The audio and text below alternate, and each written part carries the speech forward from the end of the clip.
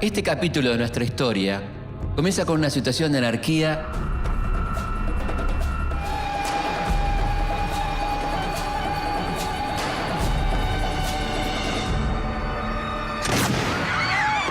y termina con un crimen político.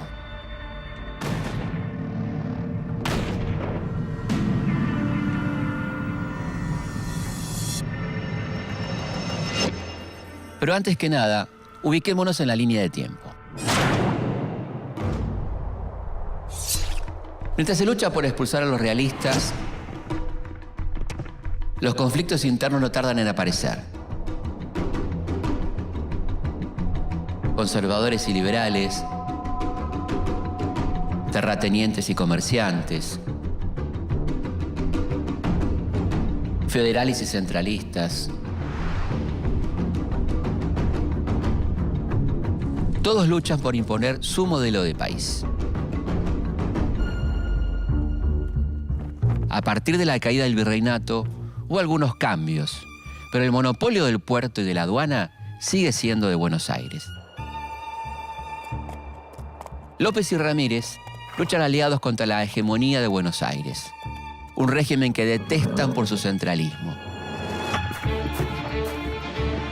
En la cañada de Cepeda, a las afueras de San Nicolás, se encuentran con las tropas porteñas.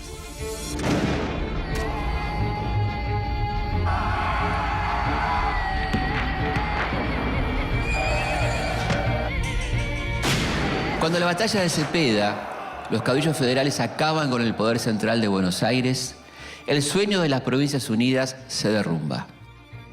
Es el inicio de una prolongada guerra civil. Comienza la era de los caudillos.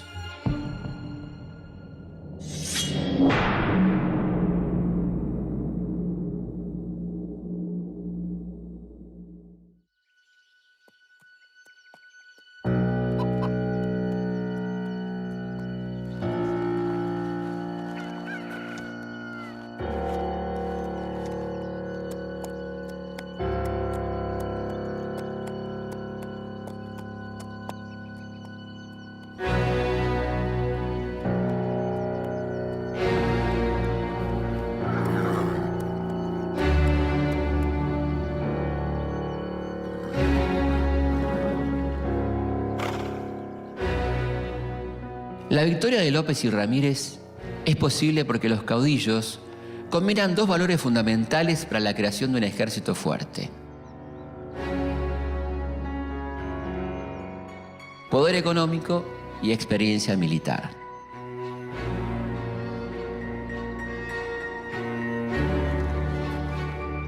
Después de la batalla de Cepeda, los vencedores ordenan disolver el directorio y el Congreso. En Buenos Aires imponen como gobernador a Manuel de Zarratea.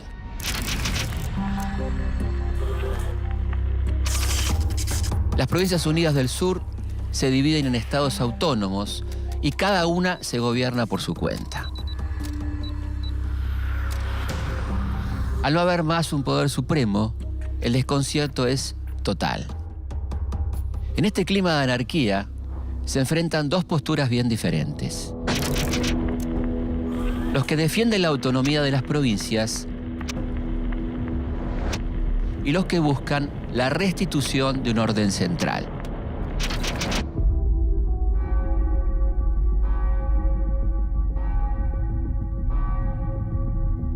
Los comerciantes y estancieros bonaerenses, atemorizados por la anarquía, exigen que alguien controle la situación.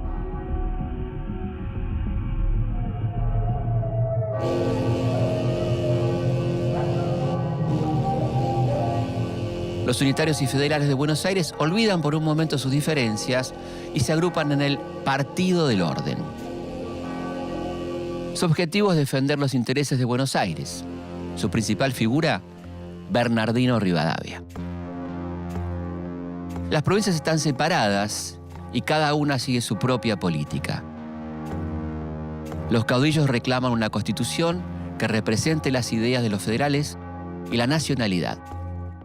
Pero en Buenos Aires saben que eso implicaría subordinarse a un nuevo gobierno central, además de perder el control de la aduana y del puerto. Tras la batalla de Cepeda, López y Ramírez habían firmado con Buenos Aires el Tratado del Pilar.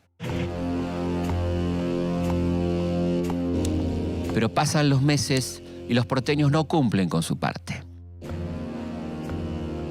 López teme el regreso del directorio al poder y ataca a Buenos Aires.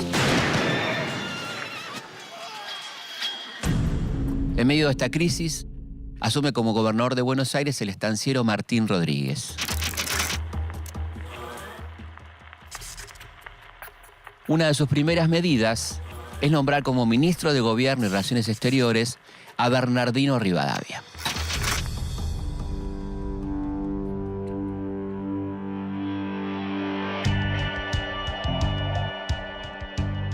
Bernardino de la Trinidad González Rivadavia comienza su carrera militar en las milicias durante las invasiones inglesas. Durante el primer triunvirato es nombrado secretario de Gobierno y Guerra, pero cuando este es derrocado, es enviado a Europa junto a Manuel Belgrano, donde toma contacto con los círculos intelectuales, políticos y económicos de España e Inglaterra.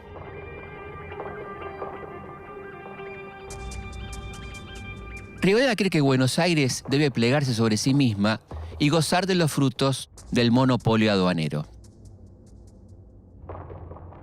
Está convencido de que si mejora su administración, asegura la eficacia de un proyecto centralista que luego podría imponerse al resto del país. El nuevo gobernador de Buenos Aires, Martín Rodríguez, convoca a Estanislao López para firmar un nuevo acuerdo que ponga fin a la guerra civil.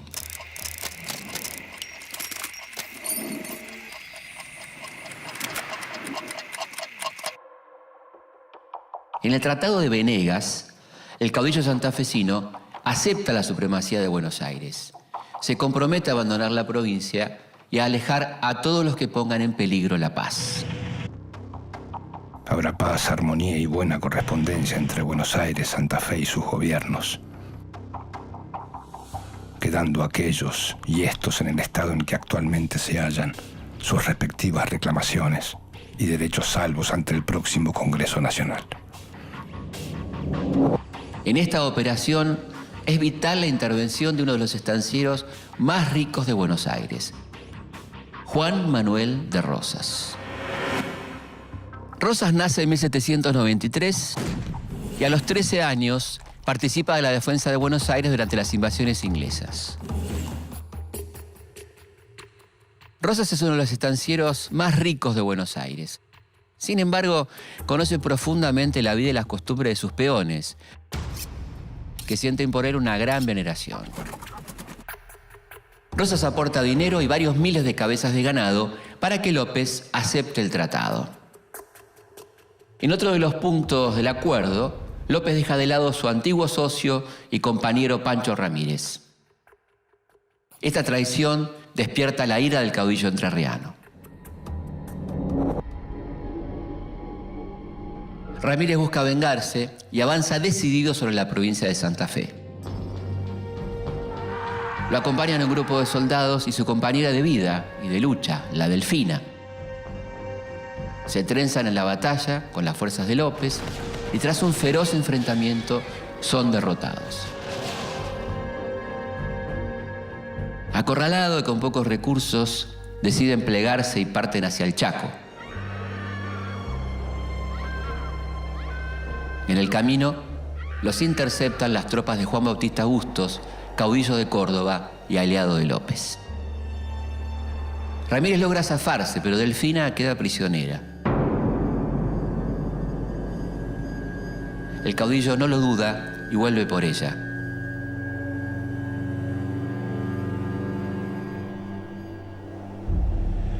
Logra rescatarla, pero en la pelea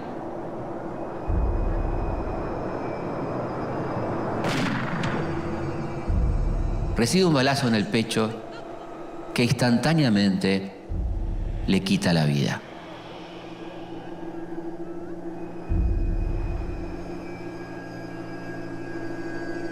Dice la leyenda que López conserva sobre su escritorio como un trofeo un recuerdo de su antiguo socio y compañero. Incluso existe una factura por 42 pesos por las tareas de embalsamamiento de una cabeza humana.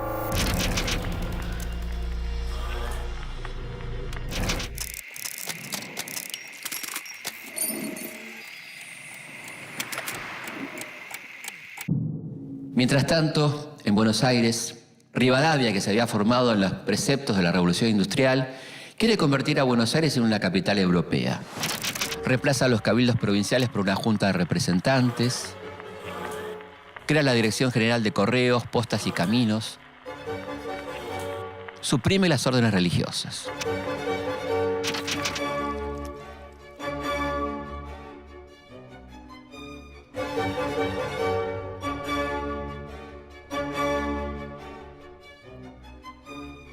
Pero la nueva nación parece que no está preparada para tantos cambios.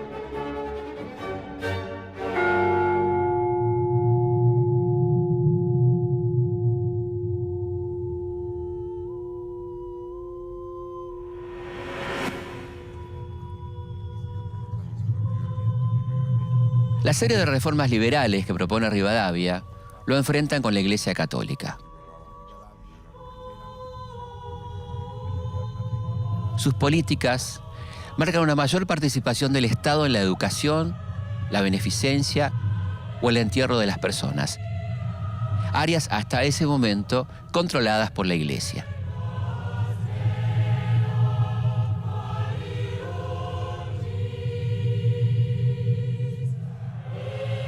En 1823, una conspiración armada y liderada por el abogado Juan Gregorio de Tagle se levantó contra las reformas de Rivadavia, pero fue rápidamente sofocada.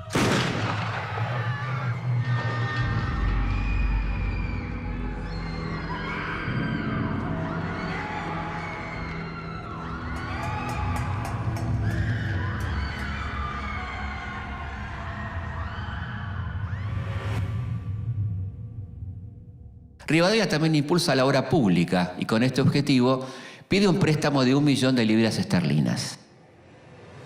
El empréstito se toma con la casa Baring Brothers, que de todas las ofertas disponibles es la que ofrece las peores condiciones para el país. Descontadas las comisiones de los gestores, los gastos de emisión y varias cuotas adelantadas, llegan a Buenos Aires solo 560.000 libras. De esas libras, la mayoría son letras para cambiar en casas comerciales británicas, propiedad de los mismos gestores del empréstito. El poco dinero que queda se dilapida y no se construye ninguna de las obras públicas del plan original. El empréstito de la Baring Brothers, más que un préstamo, es una estafa. Es el inicio de la deuda externa argentina y se terminará de pagar recién en 1904. Como consecuencia del préstamo, quedan hipotecadas todas las tierras públicas. Entonces Rivadavia decide aplicar el sistema de enfiteusis, que consiste en alquilar las tierras del Estado a los particulares.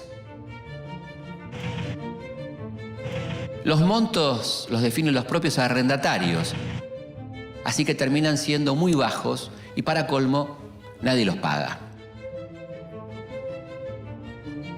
Los beneficios de esta ley no los tiene el Estado, pero sí los 538 propietarios que se quedan con unos 8,5 millones de hectáreas de la principal región productiva del país. La mayoría de ellos pertenece al grupo rivadaviano, que proviene del sector liberal y mercantil.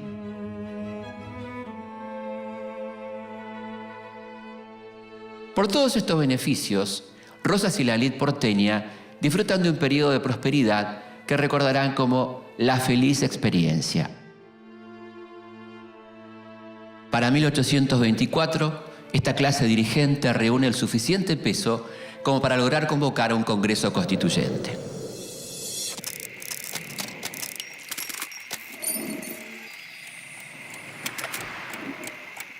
Este Congreso está formado por representantes de las provincias.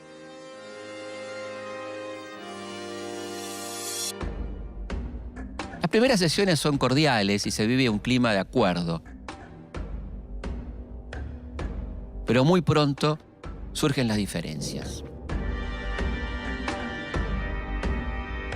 En debates acalorados, unitarios y federales buscan imponer su modelo para reorganizar el país.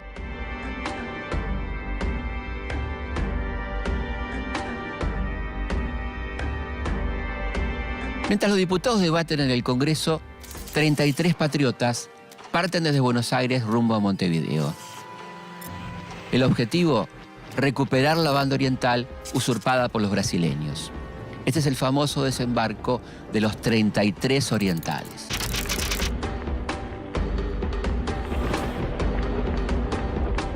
Los orientales consiguen la victoria y el Congreso aprueba la incorporación de la provincia oriental. El Imperio del Brasil responde de inmediato y declara la guerra.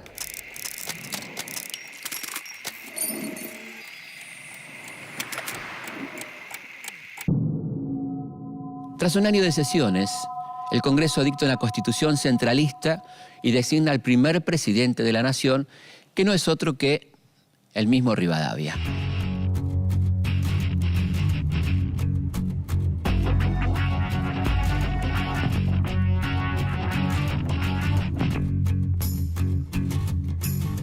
Un mes más tarde, el mismo Congreso declara la ciudad de Buenos Aires capital de la República. Rivadavia se convierte así en el hombre más poderoso del país. Pero el poder también trae enemigos. En La Rioja, un caudillo se prepara para levantar a las provincias federales, disconformes con el nuevo modelo unitario.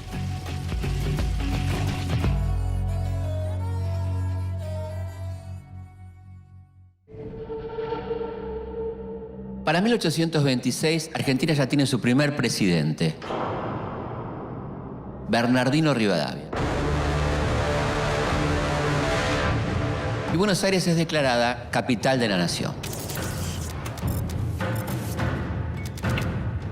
El descontento entre los caudillos y los pueblos de las provincias es grande.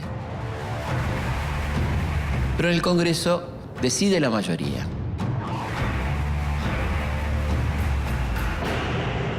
La Constitución se aprueba a fines de 1826. Es una Constitución fundamentalmente unitaria y representa un triunfo del centralismo. Como es de esperar, todas las provincias la rechazan.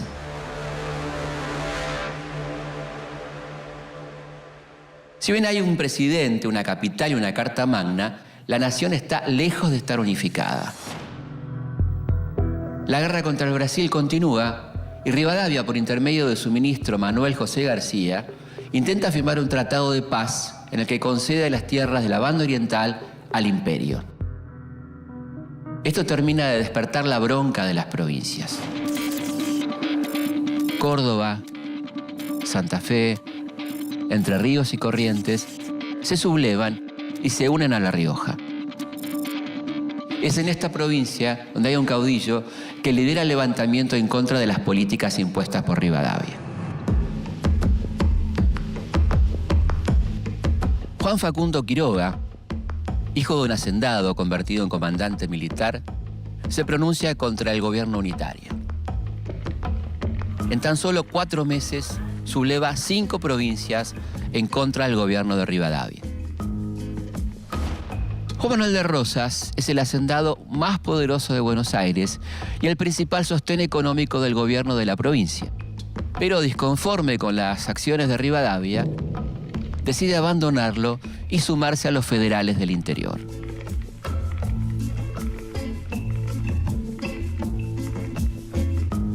Acorralado, Rivadavia no puede sostenerse en el poder y renuncia.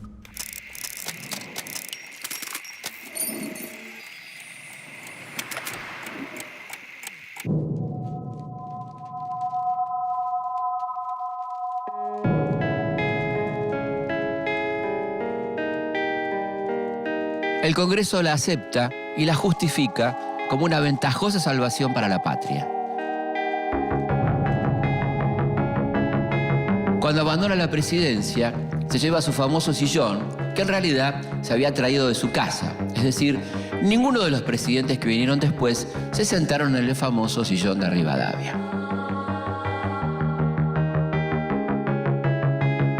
Caído Rivadavia y sin más poder central, las provincias retoman su autonomía. En Buenos Aires es elegido gobernador el jefe del Partido Federal de la provincia, Manuel Dorrego.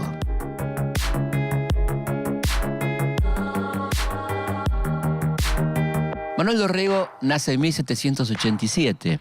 Es hijo de un comerciante portugués. Termina sus estudios universitarios y se forma como militar en Santiago de Chile. Luego se alista en el Ejército del Norte, donde tiene una importantísima participación en la batalla de Tucumán bajo las órdenes de Manuel Belgrano. Pueyrredón lo exilia por dirigir un grupo opositor al directorio y el destino lo lleva a Baltimore, Estados Unidos, donde estudia federalismo y donde termina de forjar sus ideas republicanas.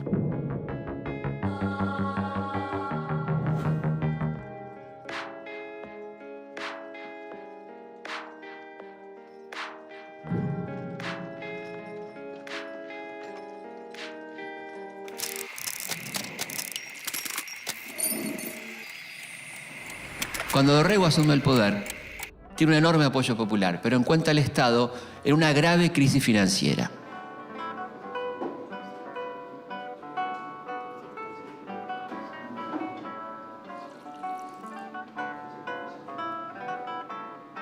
Dorrego tiene un discurso combativo contra la aristocracia y los enemigos externos de Buenos Aires. Es un líder que se preocupa por las necesidades del pueblo. Ni bien asume, toma 2 medidas que benefician a los sectores populares. Decreta el indulto para los desertores y manda a suspender la leva. ¿Qué es la leva? El regulamiento forzoso de hombres pobres sin trabajo ni propiedad a los que se les da 2 opciones: o van presos o van a la guerra contra el indio.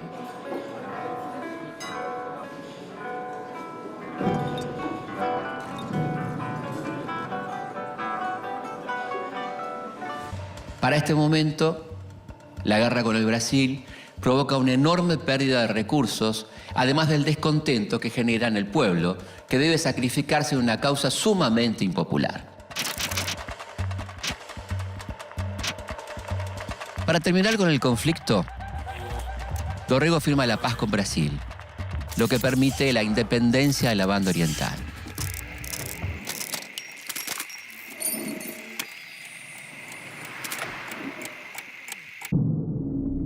¿Pero por qué firma la paz? Porque si bien la guerra fue ganada en la batalla, había sido perdida en los papeles, ya que el ministro de Rivadavia, Manuel José García, uno de los peores traidores de la historia argentina, firmó un acuerdo preliminar de paz que entregaba la banda oriental al Brasil.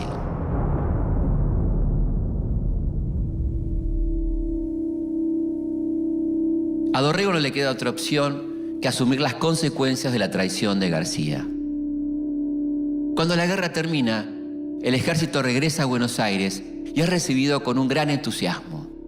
Por sus aciertos como gobernante, Dorrego se gana el apoyo fervoroso del pueblo, pero también la furia de los opositores. Dorrego sabe que debe mantenerse alerta. Los altos mandos del ejército que regresan del combate son unitarios y están dispuestos a recuperar el poder. El 1 de diciembre de 1828, Lavalle y sus tropas del Ejército Nacional se sublevan contra el gobernador federal. Dorrego intenta huir, pero cae atrapado por los unitarios.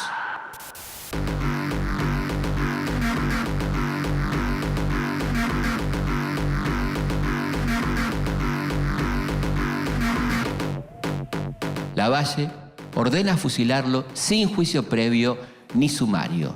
Ni siquiera le dirige la palabra. La historia juzgará imparcialmente si el coronel Dorrego ha debido o no morir. Y si al sacrificarlo a la tranquilidad de un pueblo enlutado por él, puedo haber estado poseído de otro sentimiento que el del bien público.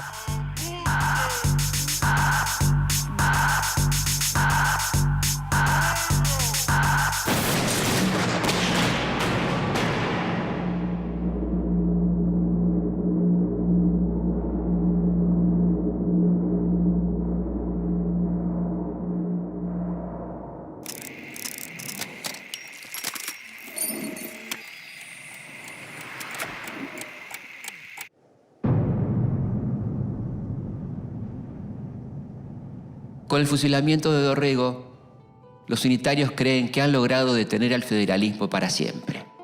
Pero no tienen en cuenta las repercusiones del brutal asesinato que acaban de cometer.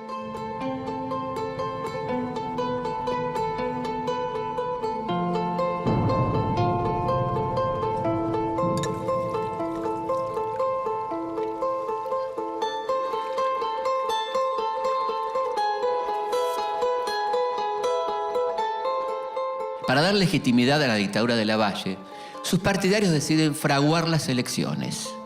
Para votar hay que tener sombrero de copa o galera. Es decir, solo pueden votar la gente decente. Cuando preguntan a ese pueblo si quieren que Juan Lavalle sea gobernador, varias galeras importadas se levantan al unísono, lo que convierte a Lavalle en el gobernador más fino de Buenos Aires.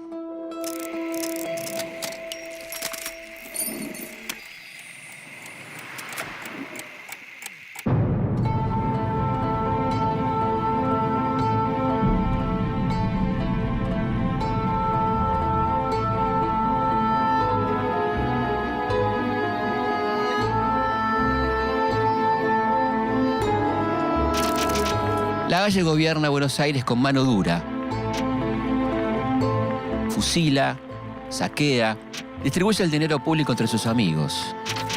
También crea el sistema perverso de las calificaciones, que consiste en armar un prolijo registro de enemigos políticos para luego fusilarlos o desterrarlos.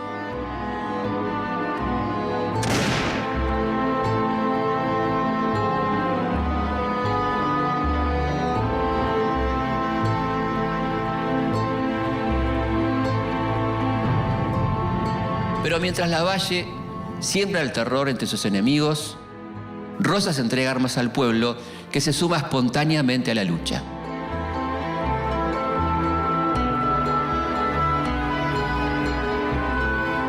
Padres de familia, mujeres, milicianos e indígenas participan en el levantamiento que se extiende por todo el país.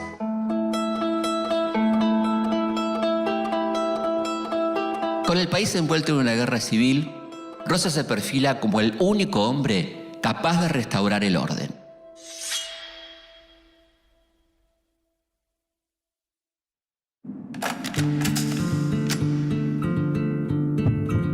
Mi querida Angelita,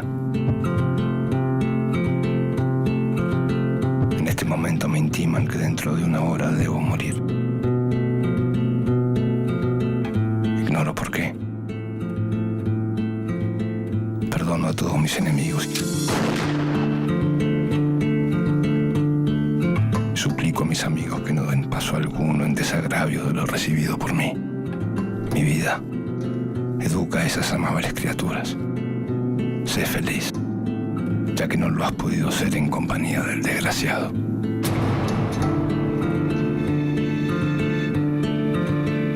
Manuel Dorrego. 12 de diciembre de 1828. A fines de 1828, el gobernador de Buenos Aires, el federal Manuel Dorrego, es fusilado sin motivo ni derecho a réplica. Enardecido, el pueblo se levanta para vengar la injusta muerte de su líder.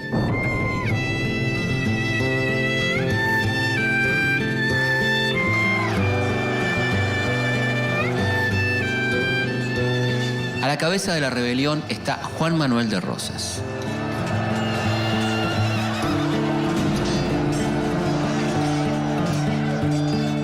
Seis meses después del fusilamiento de Dorrego, los federales consiguen la victoria. Rosas acuerda la paz con Lavalle y reflota la Junta de Representantes, que lo declara, hacia fines de 1829, gobernador de Buenos Aires.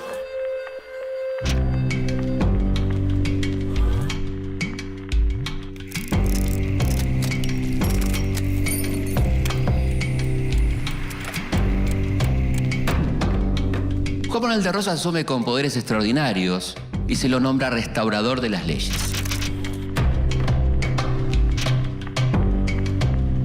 Se consolida en el poder con el apoyo de sectores muy diversos. La Las clases acomodadas lo ven como uno de los suyos.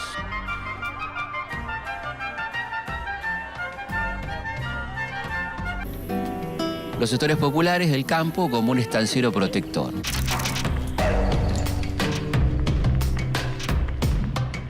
Y para los federales de la ciudad, Rosas es el sucesor de Dorrego.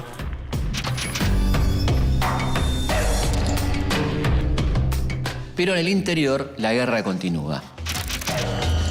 El general Paz consolida el dominio unitario sobre Córdoba tras derrotar en 2 oportunidades al caudillo riojano Juan Facundo Quiroga.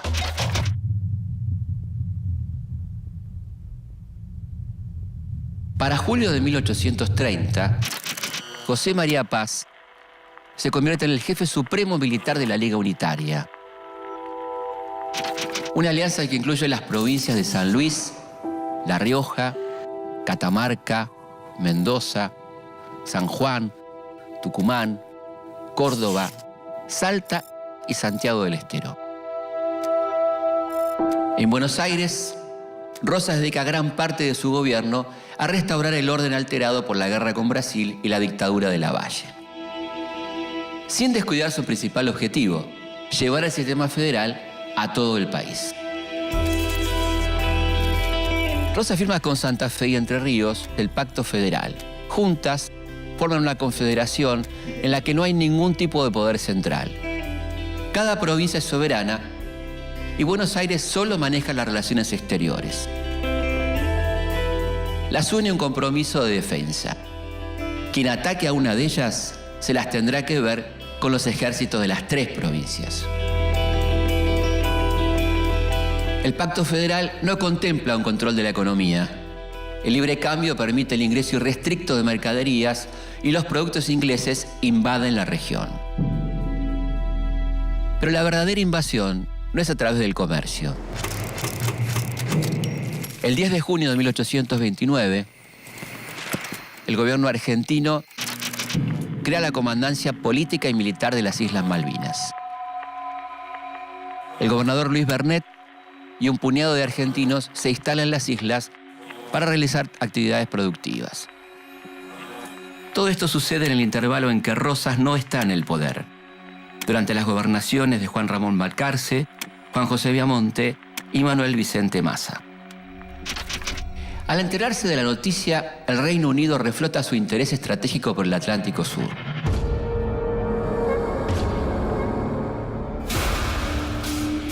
Buscan tener una base estratégica cerca del Estrecho de Magallanes, el único paso interoceánico entre el Atlántico y el Pacífico. Estados Unidos llega con intereses similares y la tripulación del buque Lexington arrasa Puerto Soledad. Argentina reclama una reparación por parte del país del norte y manda una goleta armada para restablecer el orden en las islas.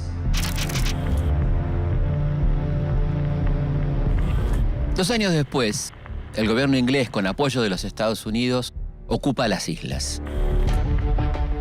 Expulsa a los argentinos y asigna en 1834 a un oficial de la Armada Real para que permanezca allí.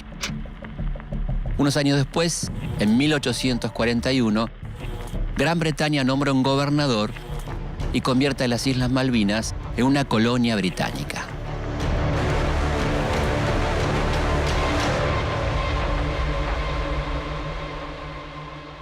El Pacto Federal firmado en 1831 entre Rosas y las provincias orientales incluye también la convocatoria a un congreso que busca organizar al país bajo el sistema federal.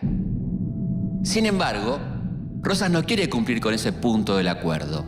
Eso significaría compartir la renta aduanera que enriquece a Buenos Aires.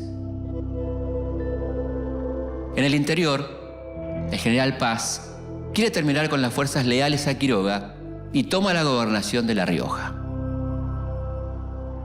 Los seguidores del caudillo riojano son perseguidos y fusilados. Paz cree que está a punto de terminar con ellos, pero luego del Pacto Federal, Quiroga vuelve fortalecido y logra victorias decisivas en Córdoba, Mendoza, San Luis, San Juan y La Rioja.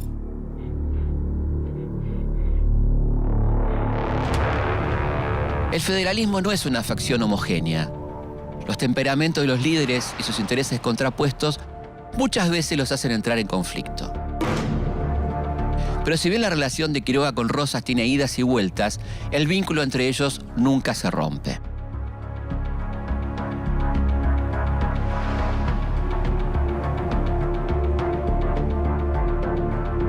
El 10 de mayo de 1831, Paz es derrotado en Córdoba y su provincia se suma al Pacto Federal.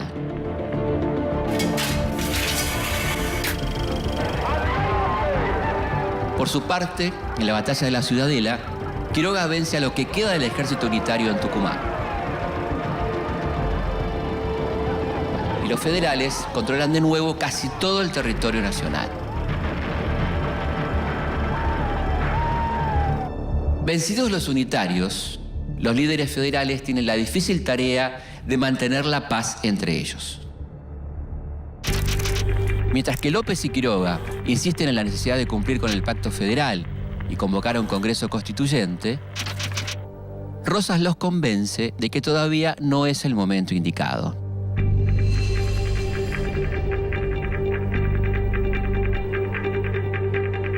Después de 3 años en el poder, la primera gobernación de Rosas llega a su fin. Su principal objetivo, el de alejar la guerra civil de Buenos Aires, ha sido cumplido. La legislatura porteña le ofrece la reelección, pero como ya había pasado el peligro unitario, ahora le niega las facultades extraordinarias. Para el caudillo, aceptar esto significa una derrota personal. Sin poderes extraordinarios, prefiere no gobernar y, ofendido, renuncia.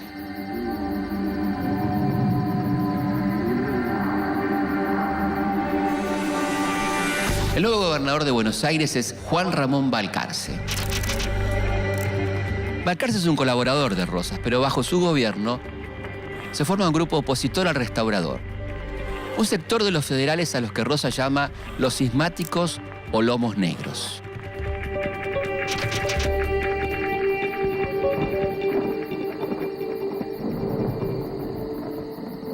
Fuera de la gobernación, Rosas se dedica por completo a dirigir una campaña militar para extender la frontera con el indio.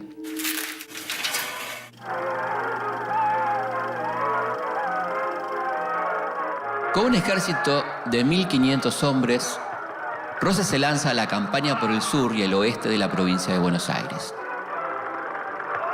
Esta expedición, financiada por los estancieros bonaerenses, le permite a Rosas afianzar su fuerza militar, asegurar la posesión de nuevas tierras y seguir participando de la contienda política, a pesar de estar ausente de la ciudad.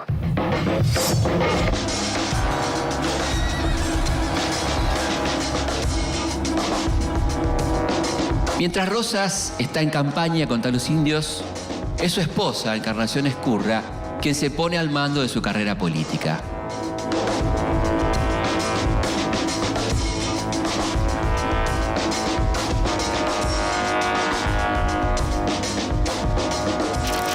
Dirige el bando rosista de los federales, a quienes llaman los apostólicos. Forma la Sociedad Popular Restauradora, después llamada Mazorca.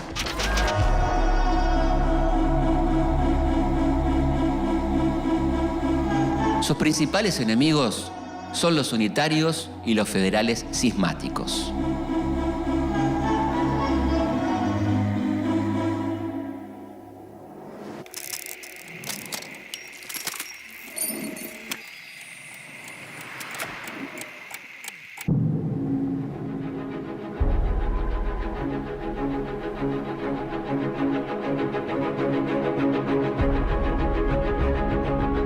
La campaña de Rosas le lleva parte de 1833 y los primeros meses de 1834. A diferencia de la campaña que llevaría a cabo Julio Argentino Roca, 45 años más tarde, Rosas firma tratados de paz con los pueblos originarios. Se enfrenta con aquellos que roban ganado o que habían colaborado con los realistas en las guerras de independencia. La campaña es un éxito porque cumple su objetivo. Corre la frontera de la provincia por miles de kilómetros y consigue nuevas tierras para la actividad agrícola. Como señal de buena voluntad, Rosas manda a vacunar a pueblos enteros contra el mal de la viruela, una enfermedad que hace estragos en las tolderías. Mientras Rosas está en el desierto, Quiroga pasa una temporada en la ciudad. Durante sus días en Buenos Aires, el caudillo cambia su aspecto personal y se rodea de la élite porteña. Al mismo tiempo que el riojano coquetea con los unitarios, la crisis interna del federalismo porteño se agudiza.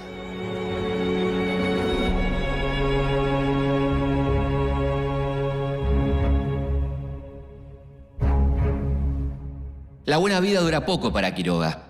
A fines de 1834, Salta, Tucumán y Santiago del Estero se pronuncian contra Buenos Aires. Rosas y el gobernador Massa lo convocan para que intervenga.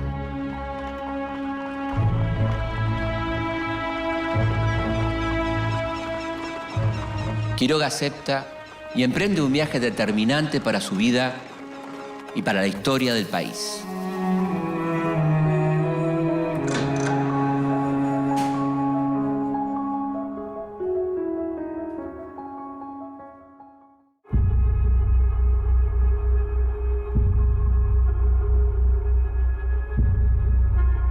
Para 1834, el escenario político tiene dos protagonistas: Rosas en Buenos Aires y Quiroga en el interior.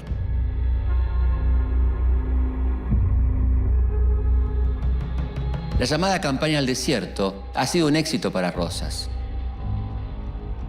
Y la legislatura porteña le insiste para que vuelva a ser gobernador. Pero Rosas se niega y en su lugar asume Manuel Vicente Massa. Para los primeros días de 1834, Facundo Quiroga disfruta de la vida social y de la familia en Buenos Aires, hasta que un nuevo conflicto vuelve a ponerlo en el centro de la escena. Apenas Massa asume el poder, se encuentra con una sorpresa. Salta, Tucumán y Santiago del Estero declaran la guerra a Buenos Aires. Inmediatamente Massa y Rosas le piden a Quiroga que intervenga como mediador.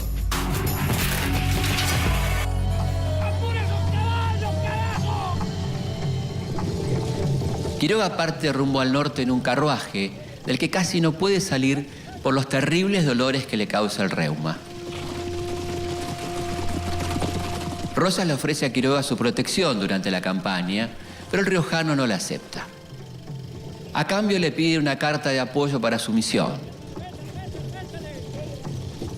A su paso, Quiroga limpia los últimos resabios unitarios en las provincias, reafirmando su influencia en el interior. Pero la carta de Rosas nunca llega. El interior parece volver a ser todo federal, todo menos un territorio que escapa del control del caudillo. En Córdoba, López había desplazado a los hombres de Quiroga y designa a los hermanos Reinafé.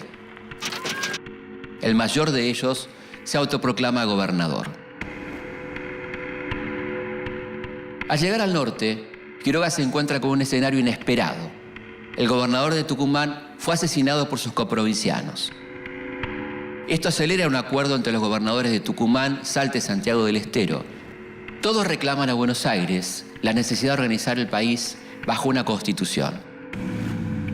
Quiroga también lo cree necesario y firma el acuerdo, aún sabiendo que no le gustará a Rosas. Solucionado el conflicto en el norte, Quiroga emprende la vuelta a Buenos Aires pasando por Córdoba. Al enterarse, Rosas decide mandarle la carta prometida. Mi querido compañero, señor don Juan Facundo Quiroga, obsérvese que una república federativa es lo más quimérico y desastroso que puede imaginarse, toda vez que no se componga de estados bien organizados en sí mismos, porque conservando cada uno su soberanía e independencia, la fuerza del poder general con respecto al interior de la república es casi ninguna.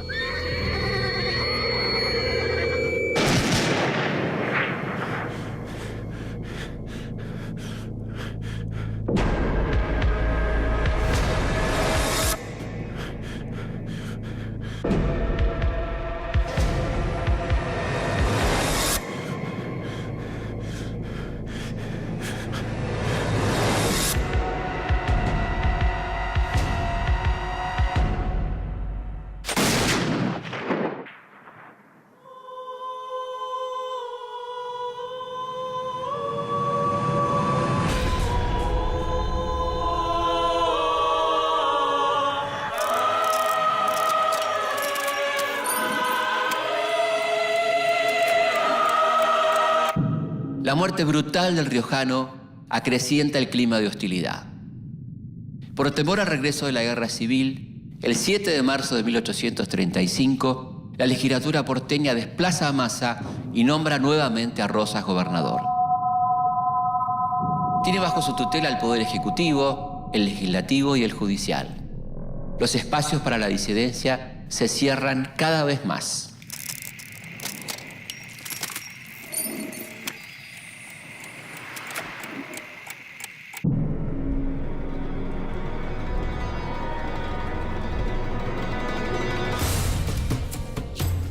De nuevo en el poder, Rosas hace una purga de opositores.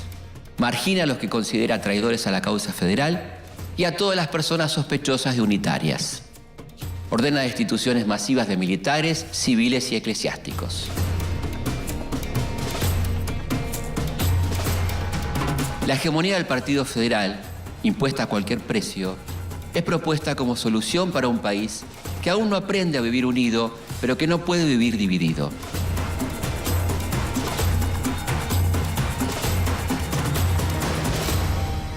Rosas logrará conquistar al país entero, que nunca será más unitario que bajo el mandato del máximo líder del federalismo.